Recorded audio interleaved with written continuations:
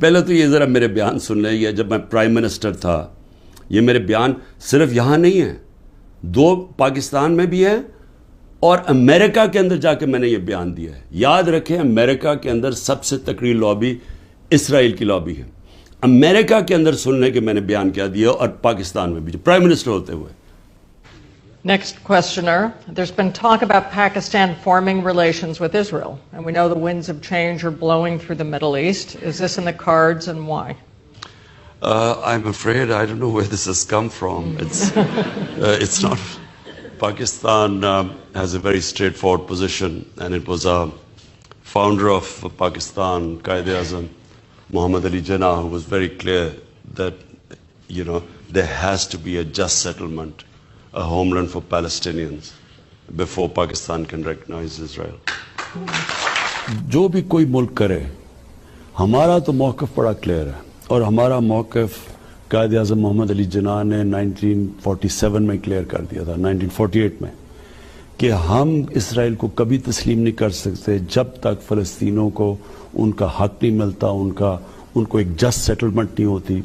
جو 2 nation theory تھی Palestinian کی, کہ ان کو پورا ایک ان کی اسٹیٹ ملے جو کہ پیلسٹینین فیصلہ کریں, ٹھیک ہے.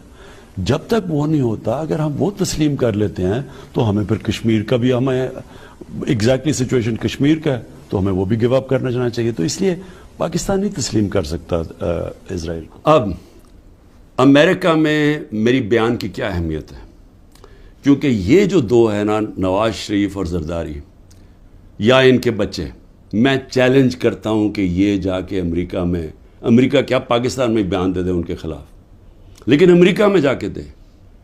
یہ میں کہتا ہوں کہ ان کی اتنی جرت نہیں تھی کہ جب امریکہ نے اور ہندوستان نے مل کے موڈی کے دورے پہ امریکہ جب جوائنٹ سٹیٹمنٹ دی اور انہوں نے کہا کہ پاکستان کا نام لیا, بائیلیٹرل ٹاکس میں پاکستان کا نام آتا ہے کہ جی پاکستان کراس بارڈر ٹیررزم کر رہی ہے اور پاکستان کو بند کرنی چاہیے.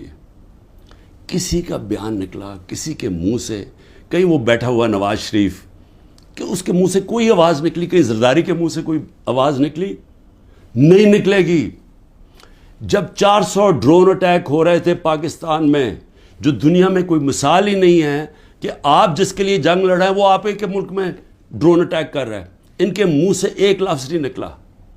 اور میں آج اپنی اسٹیبلشمنٹ سے پوچھنا چاہتا ہوں کہ آپ ان لوگوں کی آج حمایت کر رہے ہیں جن کے اربوں روپے نہیں ڈالر باہر پڑے ہوئے ہیں. یہ کبھی بھی ایک لفظ نہیں کہیں گے ان لوگوں کے پاس جن کو پتہ ہے کہ وہ کسی وقت ان کے, جس طرح وہ روسیوں کے اب ڈالر ضبط کر رہے ہیں نا, ان کی روسیوں کی پراپرٹیز جب سے جنگ ہوئی ہے ضبط کر رہے ہیں, وہ کبھی بھی ان کے ڈالرز, کیونکہ چوری کا پیسہ ہے اور اربوں ڈالر پڑا ہوا ہے ان کا باہر, یہ کبھی ان کے خلاف بات نہیں کریں گے, یہ اپنے ملک کے لیے کبھی کھڑے نہیں ہوں گے. یہ تو ان کو تو ہندوستان سے جان جاتی ہے, کیونکہ ان کو پتہ ہے کہ ہندوستان کی اور اسرائیل کی لابی بڑی مضبوط ہے امریکہ میں, تو یہ تو کبھی بھی نہیں ملک کے لیے سٹینڈ لے سکتے.